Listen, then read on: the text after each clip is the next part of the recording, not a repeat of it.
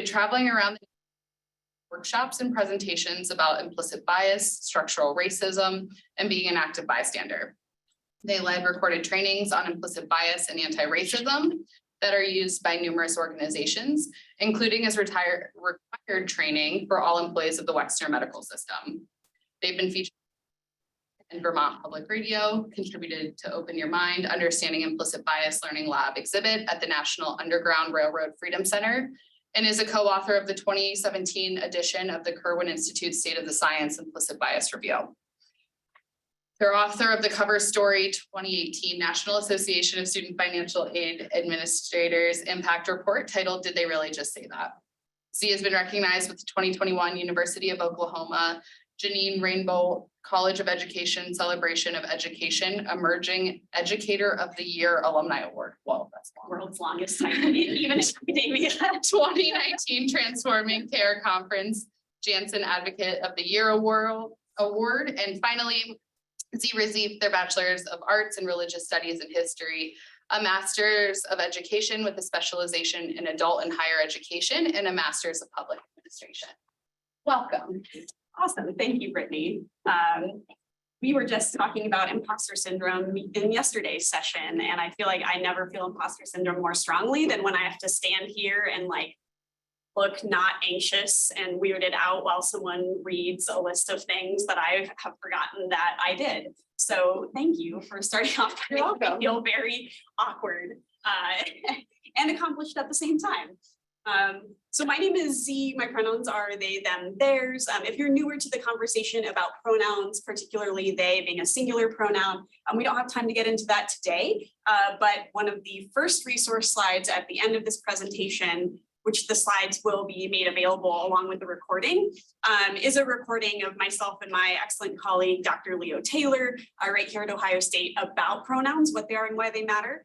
So please feel free to avail yourself of that resource and the others at the end, if you're newer to that. And I'm really happy for this year's DEI Kickoff Week in the College of Pharmacy to get to return to really my roots as a facilitator. So some of the very first work that I did in graduate school was at the University of Michigan. I was really lucky to have a summer graduate internship there in university housing. And I got to create an inclusive language campaign for the entire campus and got to see, I didn't get to actually see it launched because I was back home in Oklahoma, but I got to read the very critical newspaper articles from people who were big mad about the idea that we should, think before we speak. And so this is kind of a return to home for me, but with multiple years of additional understanding. And so I want to foreground this, including this question of, can I say that? Which I think is one of the most common questions I encounter from folks who are really just seeking to learn and do better. Right, that my assumption is everyone in this room, in person or virtually, watching this recording later, if you are tuning in any way, my guess is that you have the best of intentions at heart. And we live in a society that doesn't necessarily do a whole lot of social, emotional education, doesn't do a whole lot of diversity education at a young age. And so all of us grew up in a society where oftentimes very common words and phrases are normalized that we don't even, it doesn't even necessarily occur to us that they might not be very inclusive or welcoming, that they might have, for example, historical roots that we weren't even alive when that term evolved, and it's just common language for us. So why would we question it? And that was really my learning curve on this, because I will be the first to be vulnerable and say, everything in this presentation that I'm going to seek to educate and engage in dialogue with y'all about are mistakes I've personally made. So with that being the case, the great thing about diversity and inclusion work is there's always the opportunity to keep doing better. It doesn't matter how many times you've messed up and stepped in it. You always get another chance to keep doing better. We just ask that you own the impact of what you have said and done when you didn't know any better. You can't do better when you don't know better. And then once you do, you can change. In our space here today, I want to extend a few invitations for everyone. So I want to recognize the conversations might be challenging. In fact, I think they should be challenging. And I want to invite folks to have the conversation in spite of that challenge. And it might bring some difficult emotions. It probably will for me. as well, right? Particularly when we feel things like guilt, when maybe a word pops up and it's like, I didn't know that wasn't inclusive. I just said that yesterday. And I want to remind us, we can feel those things and keep moving through them. I do think that guilt is one of the biggest barriers better because we get stuck feeling bad about the past instead of being like, well, the past happened, what do I do next? And that might include feeling defensive at times, like, well, is that really that bad? Or maybe even I have that identity and I don't feel that way. And that's valid. And recognizing it and thinking through, well, even if I don't feel that way about that word, other folks might feel differently than me, right? I think one of our key takeaways today is going to be that every individual has the right to be an individual, even if most folks in an identity group feel differently about something than you do. And we still need to respect both an individual and their identities and how a majority might feel about something. And if at some point you might be tempted to exit the discussion, and I don't mean this in a taking a break to go use the bathroom or grab a coffee, but in terms of like, I can't do this anymore, I just want to invite you to notice that feeling and to stay engaged anyway. Hopefully that won't be super relevant for us, but I think one of the challenges of inclusive language is it automatically raises some pretty common barriers for folks. And something as simple as introducing yourself with your pronouns. I've had people leave conference keynote speeches I was giving in the first 30 seconds because I said my pronouns are they, them, right? So this is what we're up against, is this level of defensiveness, right? And so with that said, I just want to recognize learning is usually uncomfortable. I have long found that the hardest lessons to learn, part of that was because I was really uncomfortable learning it, because it really challenged a lot of paradigms that I was raised with that I didn't want to self-examine because that's what I was taught was okay or right. And I didn't want to feel bad about myself that I didn't know better. And unlearning is even harder than learning something new. So to really challenge yourself and to think self-reflectively and self-reflexively of like, well, what is it that I have been doing and how can I do better? That can be uncomfortable, but I promise it is very well worth it. So I want to open the floor both in person and virtually. Brittany is kindly monitoring our chat here for us. And invite folks to discuss a couple of possibilities. I'm going to attempt to hide this meeting controls. And for those folks who are tuned in virtually, if there is a gray or black bar at the bottom of the screen, that is the captioning for those of us who are in person. So I do apologize for obscuring some of the slide, but it does make it more accessible for us here as well. So this is an invitation. The discussion could be with someone sitting near you. It could be in the chat.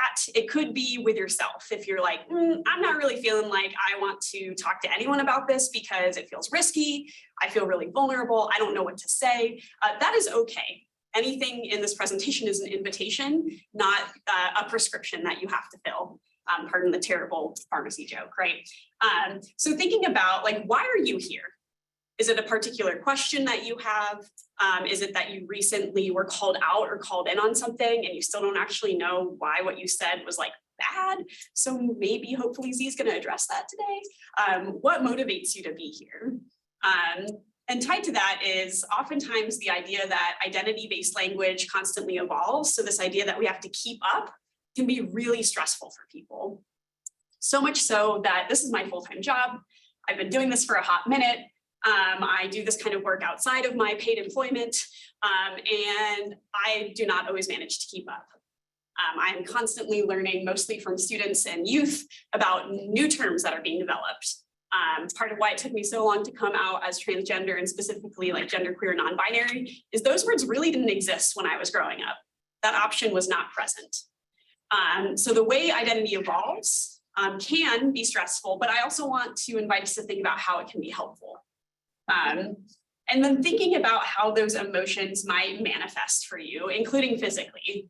So right now, even though this is a personal passion of mine, I am feeling the teensiest bit nervous and anxious, right? Because I want this to go well. I don't want to mess it up. I have this great fear, like many of us do, that in the effort to do better and engage in conversation, that I'm going to accidentally say something that is not okay, right? Like I still feel that myself, right? And I think that for me, if I were to identify what makes me nervous about the evolution of language, is that I'm I'm going to be irrelevant. I'm not going to know what I'm saying, and I'm going to step in it, and I'm really going to hurt someone accidentally, which is actually the root of most of my anxiety. It's like, oh my gosh, what if I accidentally hurt someone? And how that manifests for me, just to be a little vulnerable and get us started, that tends to manifest for me as like slightly shaky hands. My gut's turning a little bit, like feeling a little bit like that elevator that like drops an extra floor a little quickly. And those are pretty common. So I'll give us a couple of minutes. Again, this could be virtually in the chat. This could be a direct message to Brittany, where you don't want to share it with everyone in the chat, but you do want to share it. Maybe Brittany can anonymously say it out loud. It could be turning to someone in the room and journaling on your phone. And I will bring us back in probably 3 to 4 minutes. People have. Hey, how are you? Good, great. How are you? Good. I haven't seen you, I don't think, Ever in person, maybe? well, for years. Yeah, it's been a long time. What brought you here today? Years ago. Yeah, I just presented this weekend, language and the power of language. Oh, you did? This panel. Which were the students? We do a involved living summer. Conversation. Come join us. Okay. Yeah. We do like a I can conference say, I style think setup. we're going to my family. Triangle. Okay. Be ready for these conversations. But I'm Eric. Nice to have. I'm Henry Mann. I'm senior college. Oh, great, good to meet you. Nice to learn how to. I'm go Sarah. about- I work in ODI. I've definitely. I'm in housing and residency. Had these conversations with my family. It's not fun. Yeah, so they do like a I got conference style. lunch with my dad at a restaurant. I also particularly I interested in have, language and how it changes, how it uses It's been a good bit. Constructive. I've been home, my family's. Yeah. Quite a bit.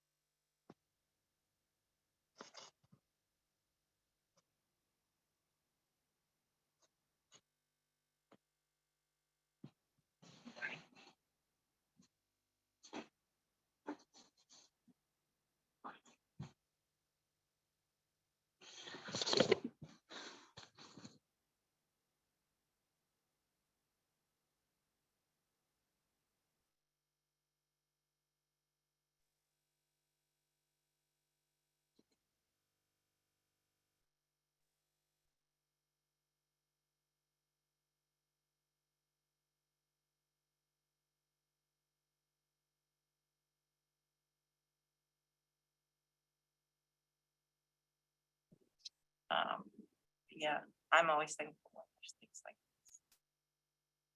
Oh, My ear. Oh, we're doing we'll it come back together if that's all right. And I do want to recognize, we could have an entire hour session just answering these questions for ourselves. And thank you to folks sharing in the chat. I had a chance to read through those. I do appreciate folks sharing that they're here not only to learn, but also to support me and others, and that there are students tuning in with their faculty. That's fantastic. So thanks for being a little vulnerable here to get us started. To have some discussion, and I hope that we can keep having this kind of space together. So in terms of the space we're having, I think many of us are familiar with the idea that intentions and outcomes don't always align. I'm not going to belabor this point, but I will say that oftentimes in our society, we are trained to blame others when they mess up, but give ourselves the benefit of the doubt. We see this all the time. It's a very common social norm. And I want to invite us to think about how outcomes are most important. Intentions do matter. And at the end of the day, if we focus on the experience of the vase rather than ourselves, so whether we dropped this beautiful vase on accident or we smashed it with that hammer on purpose, we might find ourselves saying like, I didn't mean it like that, or you're being too sensitive, vase. It's not that bad, right? Or why are you reacting this way? It was just like the tiniest slip up. And we don't always remember that the vase or, other people might be bringing in a lifetime of experiences where person after person after person has accidentally invalidated their identity, used outdated terms, used historical language that is now considered racist or homophobic. And that actually probably was considered racist and homophobic back then, but that folks didn't necessarily have the safety to say, hey, these words were actually never okay. This isn't a new thing, right? So I want to invite us in this space and more generally to always be focused on the outcomes we're producing and taking ownership over those regardless of our intentions. And invite people, if you would like to assume best intent, especially in spaces like the workplace, where we're all coming together, we are all trying to further the mission of the college and of the university or wherever we work, right? And I also want to give a slight caveat that I think is all too rare here, which is the question of, what if I'm someone with a marginalized identity who is constantly getting these microaggressions? Like, what if I am tired of assuming that people have good intent? Because like at the end of the day, it might feel like gaslighting myself of being like, no, they didn't mean it like that. Well, they might not have, and that doesn't mean it's less racist or ableist, right? And so there's a link to, not to be a total academic and cite my own work, but there is a link here to a Medium write-up from a really fantastic journalist. And I was very fortunate to be interviewed on some of my thoughts about this. And she essentially complicates this question as a Black woman and asks, my neighbor just kept doing racist things over and over and over again, right? So at what point am I allowed or permitted to be like, this person is just racist, right? And say, I'm going to minimize contact with her. I'm going to take care of myself. So like all of this presentation, there's not a clear black and white answer on just about any of this, right? Again, a lot of it is personal preference. A lot of it is how we as people with experiences of oppression choose to survive, and how we who have experiences of power and privilege, how we choose to support others, right? And uplift them and their voices. So what does inclusive language actually mean, and why does it matter? Because at the end of the day, I think one of the most common pushbacks to the idea that we should think before we speak is, well, sticks and stones will break my bones, but words will never harm me. I can't tell you how many times I was told that as a kid. And I recently saw a reframing where it said sticks and stones may break my bones, but words will send me into psychological trauma that will send me to therapy for decades. So, different galaxy. But I think it's important for us to consider, even if we don't find ourselves hurt by words or phrases, other folks might not have the same experience. They might not have the same resiliency skills. They might not have the same social supports. They might be doing it all alone. Think of a first-year college student who has gotten to OSU and says, I can finally be out because I'm physically removed from my homophobic family. And then they hear constantly the phrase, that's so gay. Hint, this was me. I was a freshman. I was not brave enough. This took several more years, right? But I was that person that was constantly like, that's so gay. And I think folks who are like 18 and 19, that's pretty rare to hear these days, except for in positive ways, where people will look at this outfit and be like, oh, a social justice t-shirt with like fitted pants, that's so gay. I'll be like, you're right, it is.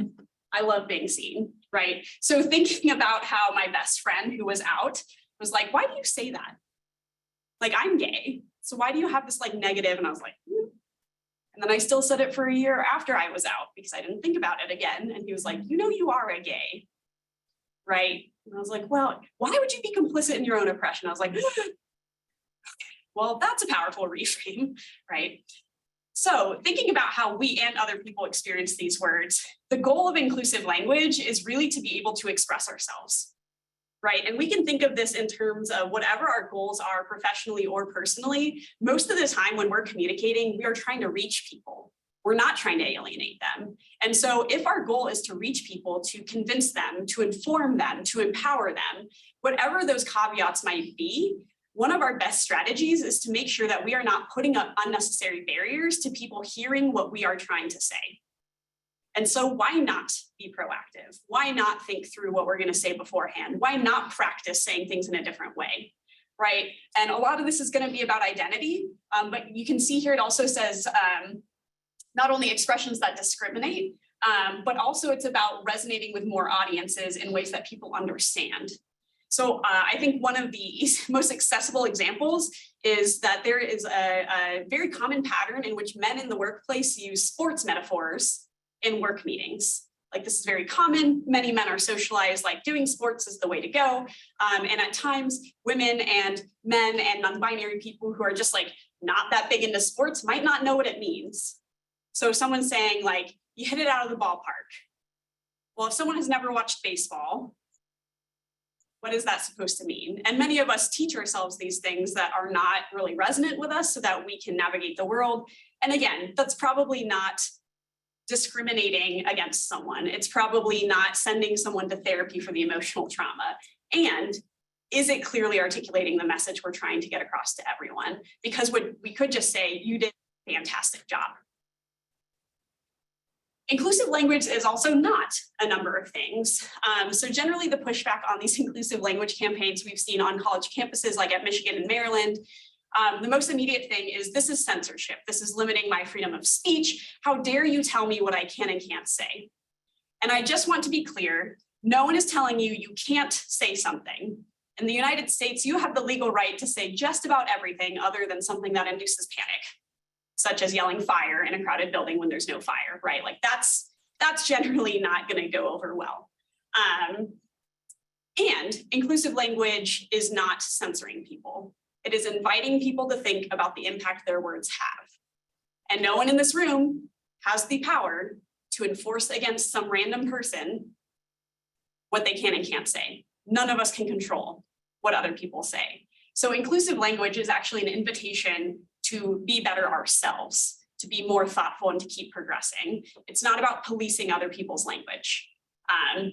And we might choose to be active bystanders when we witness other folks using language that's not inclusive. For example, if you are a faculty member and someone in a course says something accidentally or intentionally that is really offensive to other students, or maybe yourself, right? Women of color faculty talk about this all the time, that students will make a comment that they might not even realize is really targeting Black women, for example. And then they have to navigate, well, how do I stand up for myself? But I know there's this power dynamic and I have to get positive evaluations or I'm not going to get tenure or promotion, right? So there's a whole mess of things we're navigating.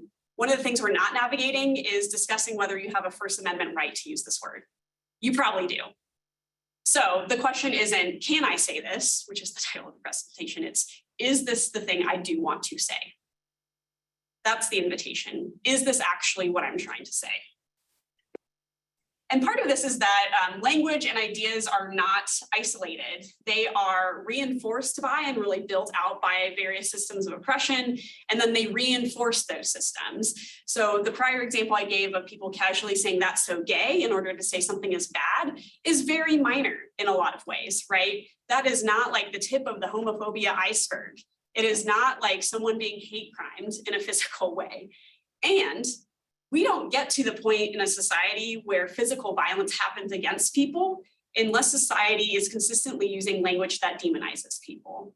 And as a transgender person, the language that our society is starting to re-embrace that is transphobic, that puts me and others at physical risk. And we already were at physical risk because trans women of color are the most disproportionately murdered and assaulted in the United States already. Right, so when we use non-inclusive language, when you use slang, and here's your like content warning, I will be using some examples of these words, right, for learning. So when someone casually says that someone is a tranny, or calls a trans woman a trap, which the code for that is that's really a man, and she's trying to fool me, right? When we use that language, even in jokes, what is the message that reinforces in our society? It's not a good one, I'll say. Here addressed a very similar image here the other day, if you were fortunate to be in that. I won't go over all of this, but I will just say this is an invitation for us to think about what the definition of these words are and how we reach different goals, right? So we can look at inequality and equality as really being about having resources or supports. But when we have the goal of equity, we are, instead of giving everyone the same ladder, we're giving folks the size ladder that they need based upon the position they're at with the tree. And justice recognizes the problem is not actually the heights of ladders or the heights of people. It's actually that this tree, because of the way that it is leaning, because this tree is possibly sick, right? It is disproportionate growing through in different ways. And so the people who are in different spots around the tree have disproportionate access. So if we actually fix the root of the problem, pun intended, then we start getting more fruit, right? It's not only that people have easier access to the fruit, look at how many more apples there are to go around. So part of inclusive language is recognizing that equity and justice are not limited resources. It's not pie. It's not if you want some human rights, I've got to give up some of mine. That's not actually how it works. We could just bake more pies because we have more apples. And I'll end that cheesy metaphor there, right? Another element of why inclusive language can be really empowering and helpful is many of us don't feel like we have a whole lot of actual say or impact on systems of oppression. Like we could write our legislators, we could protest, we could have conversations with our family and friends. All of these things are options. And many of us still feel pretty disempowered and like we are not making a whole lot of change because these systems have existed for hundreds of years. None of us are going to single-handedly change them, right? So something that has helped me be less depressed and stay in this fight is recognizing that the small things still matter. And your inability to change the whole world for everyone is not an inability to change something for someone. And part of how this works is that oppression tends to be like those moving walkways that you see in like airports, train stations, things like that, in which the surface is already moving. Our society has been on a certain path of inequality for hundreds of years, and it's going to keep going that direction. And we were placed on it at some point in time when we were born and growing up. And if we're trying to get to the other side, if we're trying to work against oppression, we can't just be along for the ride and do nothing, because we're still going to end up in an oppressive place. So we have to be doing what we can as we are able.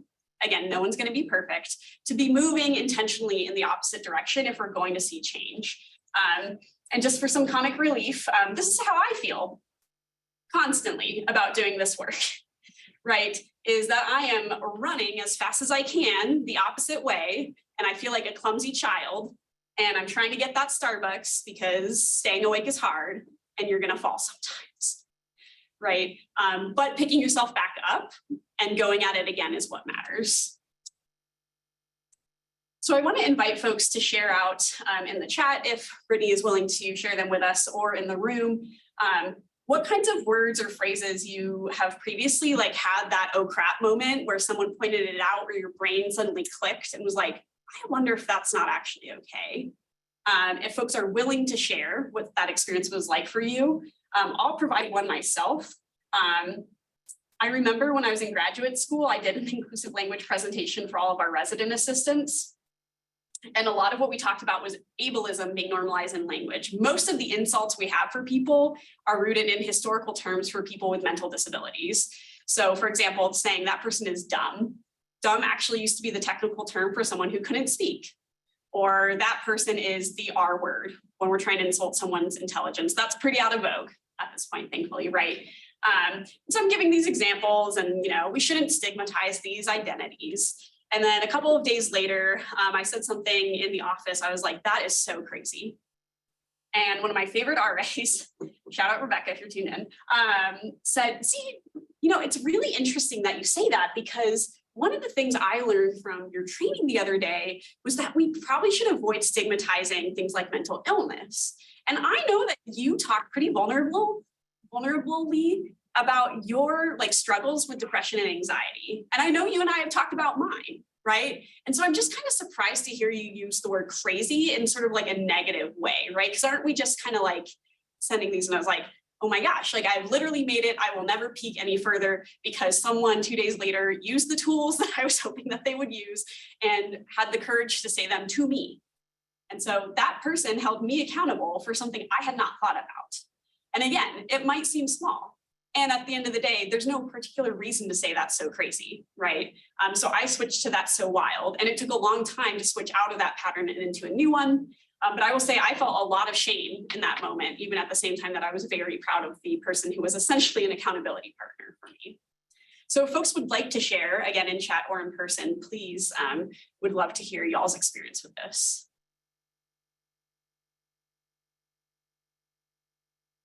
No. Thanks. So I want to say in the early 2000s, I'm dating myself. The term baby daddy became very colloquialized and common. It was in a film and used by white people.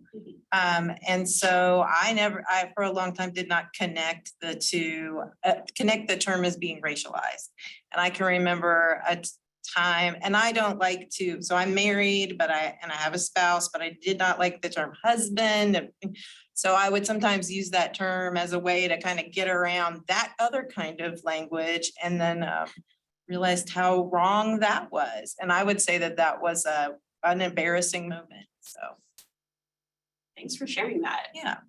This is a very common pattern for non-Black people in particular, is that what we see over and over and over again in American society is that Black folks and Black culture produce something that then gets co-opted and mainstreamed. So yeah, the term baby daddy is very much that is part of how Black folks speak to one another. That's part of AAVE, African American Vernacular English. And if we're thoughtful about hey, am I stealing things from cultures? Am I exploiting in some way, right? And maybe you weren't personally causing this huge amount of harm, right? But where did you even come across that language? Probably because Hollywood started using it, right? White folks in Hollywood started using it. Wasn't there a Tina Fey, Amy Poehler movie about baby daddy, right? So thinking about that, where it can be historical, it can be Black folks don't even really use this term anymore, that's 5 years old, and white folks are just now discovering it, right? Classic colonialism, right? But that's one really good example where unless someone points it out to you or you really stop to think about it, there's really no particular reason you would think about it. Yeah. So one for me has been I will say that's lame and catch myself and try to address it. There's also lots in the chat, so just kind of lifting some of these up. So some folks have said definitely use that's crazy, and trying to remove that is hard. Words like gypsy or phrases like low man on the totem pole. And then there's a question about if you change language depending on types of folks you're speaking to, because that's wild, for example, might be oppressive or offensive to certain populations as compared to crazy would have been fine or preferred. Yeah, that's a great question. So thanks folks for sharing. And if it wasn't audible over the audio, one of the examples given was the term lame, which is one of those examples of casual ableism, is that lame means you can't walk, right? And that's one that I learned the hard way by someone being you realize how messed up that is? And I was no, I use it, right? And yeah, so I hope one of the takeaways here, and there will be a slide that articulates it more clearly later, is that context does matter. Right. So the people that you're with can what is inclusive to certain groups of people can be totally different from other groups of people. And so maybe that's so wild doesn't resonate as much in some spaces. And even things like code switching. Folks raise this question quite a bit where it's well, there's certain ways that I speak with friends because we get to actually be authentic. Whereas if I'm showing up to class, I have to appear professional. I have to meet these certain norms and standards that are not actually the norms and standards of my culture, but they are the norms and standards of a university culture or a workplace culture, right? And those things are valid, right? Code switching is a survival mechanism for a lot of people. It can also just be a relief from having to act a certain way in certain spaces. So it really is about being self-reflective and being intentional and knowing the space that you're in and the people that you're with. I'll give one example of that. So I identify as queer. And I remember when I first started hearing people identify as queer, I was shocked because when I was growing up, even as a middle to young millennial, that was only an insult, And it was things like the football team played smear the queer, which is like beating the crap out of someone basically, right? So that only had a negative connotation to me. And that was the first that I learned that words really can have very different meanings to different people. And I'll say it now and then it'll be again later, but that's the idea of word reclamation, right? So the idea is there are slurs that have been used in really oppressive and violent ways. And sometimes some people who have that identity say, forget this, I'm not gonna let your word hurt me. I'm taking that back because at the end of the day, it actually belongs to my community, right? And so that's what I learned when I first started hearing younger folks who were younger than me using that term. And then they explained what it meant to them and all of this stuff. And I was like, that word actually resonates way more for me, even though I initially had a very confused emotional reaction to it. But space and place matters. So I started identifying as queer. And the first time I said that in front of a dear friend of mine who is a middle-aged lesbian professor, she was wildly offended. And that was super valid because that was the word she was called when she was gay bashed, right? And so thinking about what does this word mean to people, even if I have decided, I actually like this word a lot, that doesn't mean everyone else is going to be okay with it, right? So thinking that through. So I don't tend to use that word when folks tend to be old, and like anything older than me. But that is the word that I almost always hear current college students use. Like that is the it identity right now. And that can be a learning process, even to teach younger folks like, hey, you cannot possibly understand what this experience was like.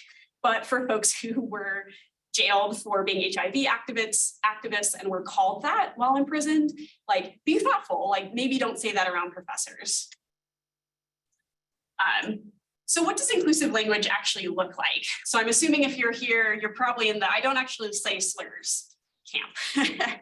You're not a hateful person. And it goes a bit further than that. So really unpacking all of this baggage that we tend to bring in with us. So I want to invite us to think about this concept called positionality, in which essentially we think about what are my own identities, the power structures in society around those identities, and what relationship I have to others in the world as a result of that. So it's a little bit more than listing off who you are as a person. And so one way that we can check in and think about listing off who we are as a person is looking at identity wheels. And I really love wheels that have chosen to focus on power and privilege in addition to identity. So instead of just, we can see there's a whole spectrum from power radiating out to marginalized, right? So we can see, for example, that citizenship is actually kind of a spectrum or a range of power and marginalization, where folks who are citizens in the United States have the most access to power. People who are documented but not citizens have sort of like a middle amount of power and marginalization. And then folks who are undocumented are the most disempowered in our society at a structural level, right? So again, almost everything here is going to be a spectrum as opposed to some kind of strict binary. So thinking about like, where am I coming from and how do my identities influence the way that people perceive the words that I use? And that includes the question of, well, can I use this word if it's not my identity? And that's a complicated one that's on a whole spectrum, right? But some of the questions that we can ask are, what's the history of that word or that phrase?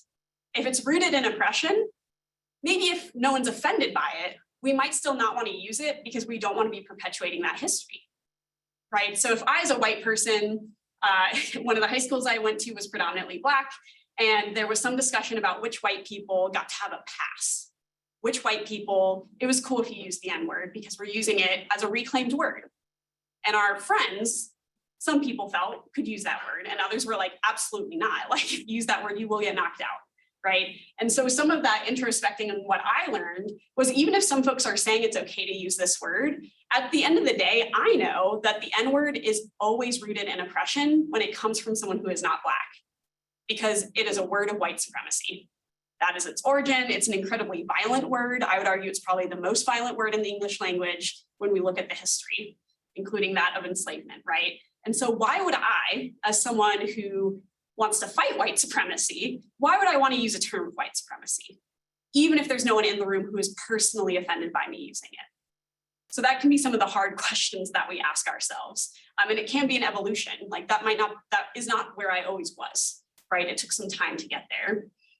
Again, thinking about how a person might feel about it versus the majority of an identity group where those things don't align, such as the example of queer being a reclaimed word. A really good tool is, how does this person refer to themselves? And you don't always have to, and it might not always be appropriate to ask, like, how do you identify? But sometimes you can just pick up on clues because sometimes folks will use terms for themselves. So someone might say, as someone who is Hispanic, my experience is.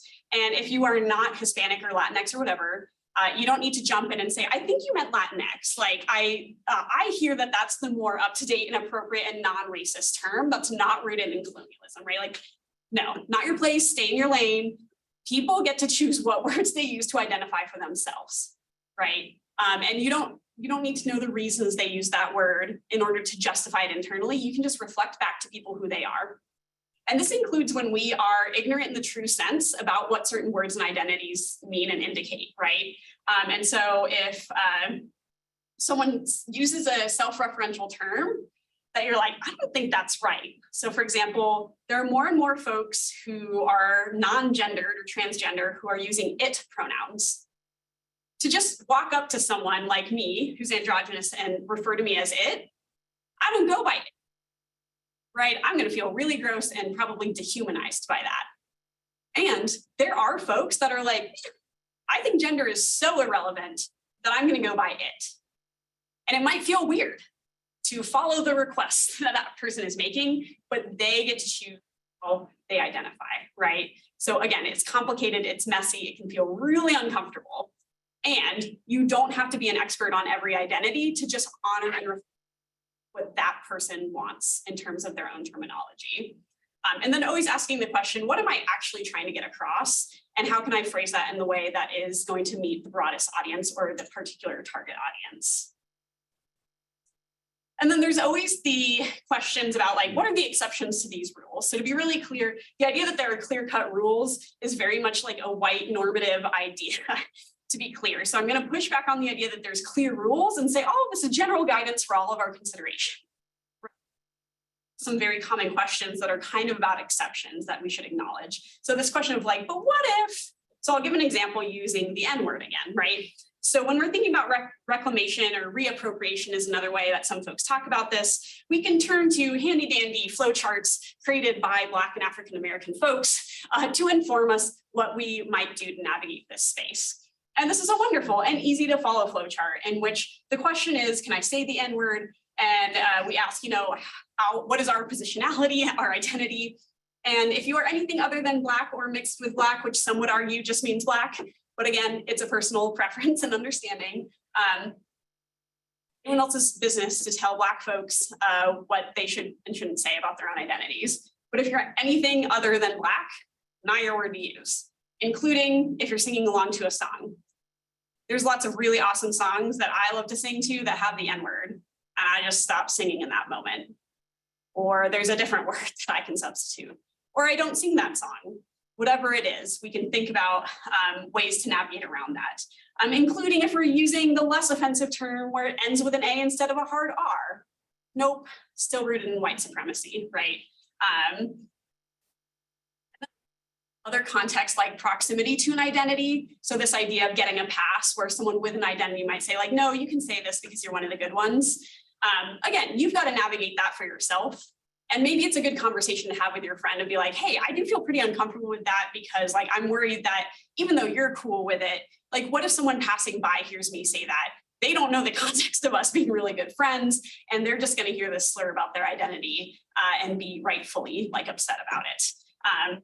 And that includes when folks formally or informally invite you into spaces that are sort of identity-based. So for example, gay bars are a great question in the queer community about who should and shouldn't go to them.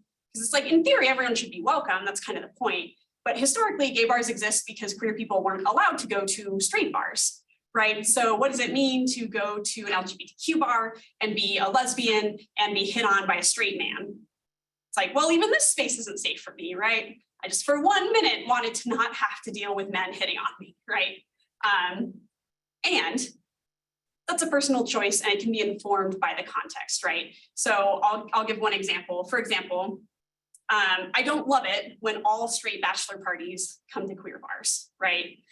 especially if folks don't know that they're straight. And so perhaps someone who is attracted to women and is a woman or is AFAB tries to buy a drink or flirt or something, and the person says something homophobic in response, right? In this context, I mean, homophobia is never cool, but in this context, it's like especially bad because that person came into a space and then is perpetuating the oppression people are trying to escape.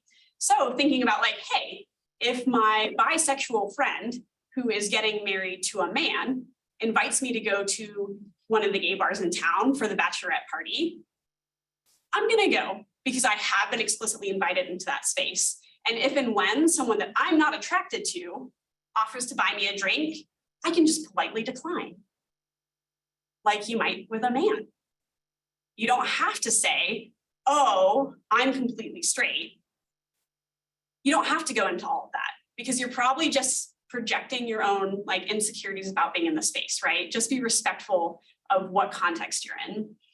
People often ask, but like, is it okay to ask questions? Because maybe it's really personal and maybe the person doesn't want to talk about it because they always have to talk about it, especially if they're the only person in the office that has that identity and they're always yada, yada, yada. So those are really good and valid questions. So I would invite folks to think, what is the context? What is your current relationship with that person? Have you never talked to them before? Then at the copy machine, you probably shouldn't ask them, hey, where are you from? No, where are you really from? Because that can be its own microaggression by saying, no, I don't believe you that you're from here, right? But if you and a colleague, I remember in June of 2020, one of my siblings called me up and lives in Utah, which is a very particular cultural context. It is a very white space, and called me up and she's like, hey, I don't know what to do because there is only one Black guy at my work and no one is talking about the protests going on. And I feel like it's doing a disservice to not acknowledge this. And at the same time, I don't want to go up to him and be like, how are you doing? Right? As a Black person, let me tokenize you, right? She's like, what do I do? Because I do genuinely care about this person. I was like, well, what's your relationship? And they had lunch frequently. They talked about social justice issues on a somewhat regular basis. They talked about their kids. So I was like, well, in that case, you might consider there might be space for that conversation because that person has already invited you into conversations about things like racial identity, right? And think about how you're phrasing it. Going up to someone and being like, I just saw on the news that they're passing another like anti-trans bill in Ohio, this time against kids. And I know you must be like so depressed and sad. Don't assume what someone's feeling, but you can still check on your buddies, right? Just be like, hey, I'm sure you already saw this. And I saw this article about this new legislation. I know we talk about this sometimes, so I just wanted to see how you're doing if you want to talk about it. And if you don't, I totally respect that. It should always be consensual. You can ask someone to ask something and then respect it if someone is like, not today, because they just might not have the energy. And in terms of making jokes, my general advice is folks are empowered to deal with their identities and oppressions however they want. I'm like the #1 perpetuator of joking about my own oppressions and trauma because it's a very good coping mechanism for me. So if I'm making a joke about my own identities, cool. And it might make someone who doesn't have that identity a little uncomfortable because they're like, I don't know if that's appropriate or if I can laugh. That's the big question. Can I laugh at this? If I'm the one saying it, I'm probably like expecting people to laugh, right? Because I'm making a joke. But if you don't have that identity and you are making fun of an identity, that's not a joke, that's harm, right? So thinking about the stand-up comedy question of like, can Dave Chappelle make transphobic jokes? Well, of course he can because we have the First Amendment. Should Dave Chappelle make transphobic jokes? I don't know, considering trans folks get violently assaulted constantly, it's probably not the best thing ever, right? And a lot of trans comedians make jokes about our own identities. Like I can make a joke and be like, I swear every trans masked man or like non-binary person in the last 5 years is named Grayson or Elliot with 2 T's. Why are we like this? Right? So I can make that joke because it's a joke with and for my community. And if you don't get the joke because you're not in that community, you don't need to engage. Or if you do know the person, you can be like, I don't actually get it. Do you mind? And I'll be like, oh yeah, it's a joke because we get to choose our own names and we all seem to choose the same ones, right? So a few ideas as we are wrapping up. And again, the slides will be available, but we don't often have space to unpack how this feels and like the principles behind it. Whereas it is easier to find a list online of what you should or shouldn't say, right? So here's some strategies. One is to focus on cultural humility, which the foundation of that is cultural competence. I encourage you to check out this graphic. I know this is something that a lot of folks in health professions and pharmacy are really trying to move towards, that cultural humility, where we're not memorizing a list of like identity terms. We are going with the flow. We are constantly learning. We are owning it when we say the thing that is now outdated that we didn't realize that was the case. And having a growth mindset is really powerful. There's two graphics here where essentially we are somewhere on the spectrum of fear, learning, and growth. And we can lapse, right? So I might think most of the time I'm in a learning zone, but sometimes I go back to a fear zone. And sometimes I'm really proud of myself, I get to a growth zone. But thinking about what zone am I in and where do I want to go from here? Examples of what that looks like in terms of anti-racism in particular and inclusive language in particular is one of the most common fears is I don't want to get it wrong or get called out, right? I don't want to be embarrassed and I don't want to hurt someone else. So that's sort of a fixed comfort mindset, but switching to I will make mistakes, no doubt about it, and I will be grateful for the lesson. No one owes you an education about their identity or why what you said was wrong. And many marginalized people are really happy to do some of that educating if you are just chill about it, right? And if you have shown that you are open to those conversations. And then proactively changing up those word choices. And y'all have already identified a number of ways to do that. And I just really, really love this quote in which we're talking about there's lots of ways to say what you need to say without indicating that anything that might be exclusive. So the key things are having imagination, empathy, and practice. And I remember when I started switching to That's So Wild, it would get a little laugh out of people because it was just like, so it wasn't the natural thing they were expecting. And you know what? I cannot tell you how many good conversations I got to have with people about my own growth and journey on that never would have opened up if I didn't choose something that was like kind of a little wild, right? Here's a few examples of what this can look like. Again, not memorizing these per se, but here's some possibilities.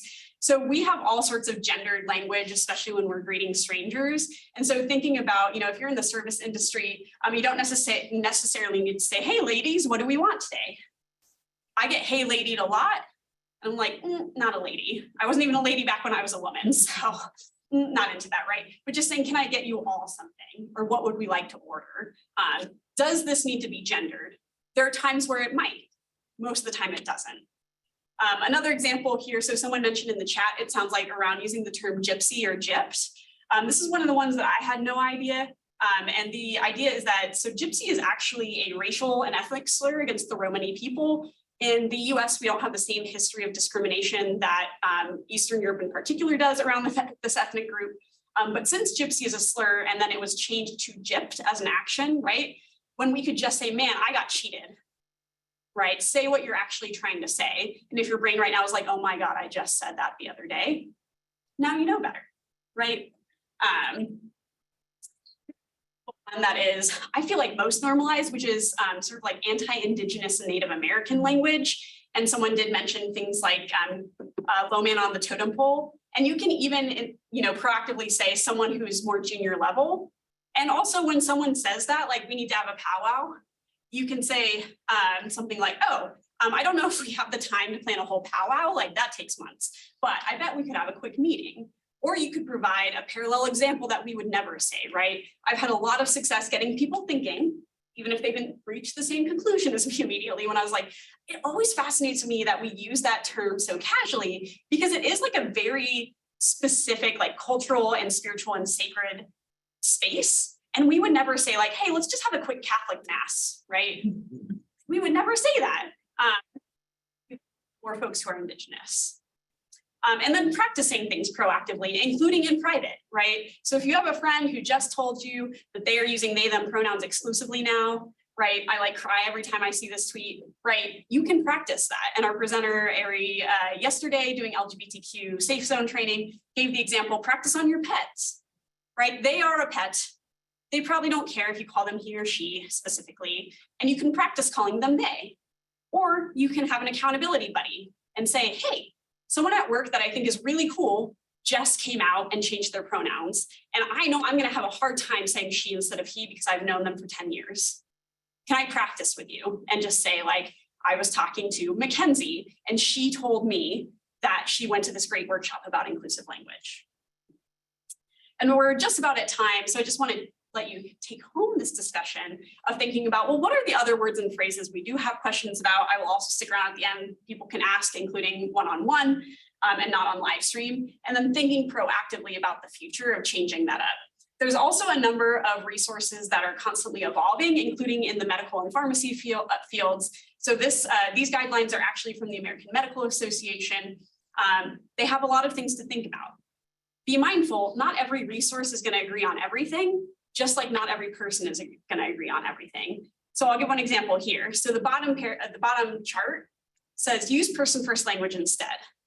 A lot of disabled people actually are like, I don't like person first language, which is when you say a person with a disability.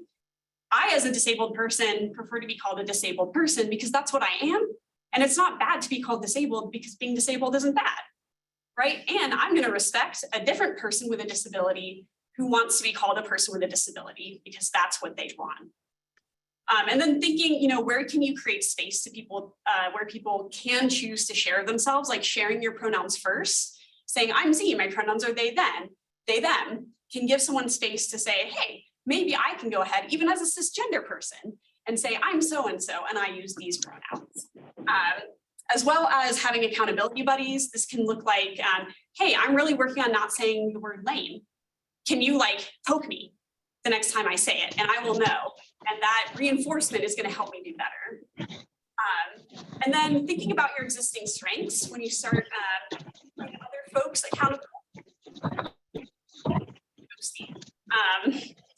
Thinking about how you can do that and be an active bystander, which there's resources at the end.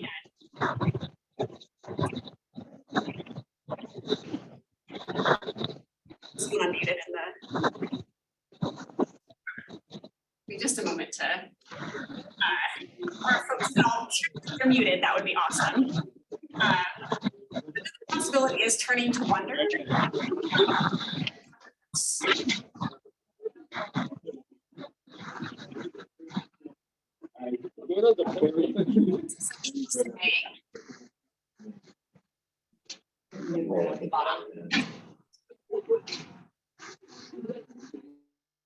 Apologies.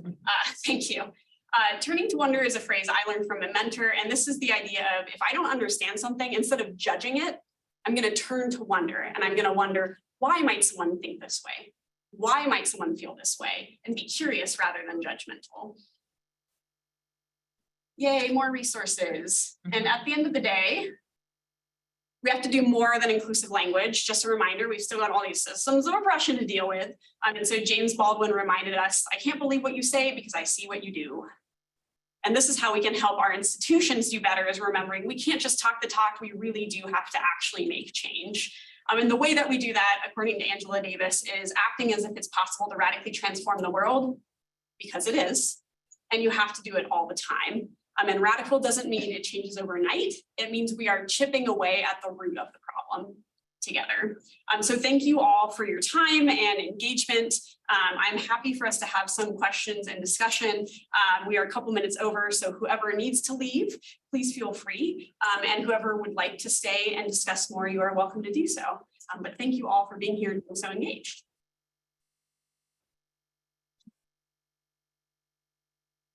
Do folks have any questions, including in the chat? When you were setting the stage, I know you're going to make these available, but it was really fascinating because I'm kind of anti-expectation setting. So what did you do at the beginning? What was it called? Creating our space. Creating our job. Loved it. Yeah. Loved it. Yeah. Okay, good. I'm glad. That's great feedback. Mhm. Yeah, I've always been a little uncomfy with here's our expectations, because one, who's enforcing that? And two, if I didn't actually agree with that, but I'm the only one in the room and so I didn't say it, I might not want to. I think one thing that, so I was sharing with Sarah that I just presented on language to student leaders this weekend.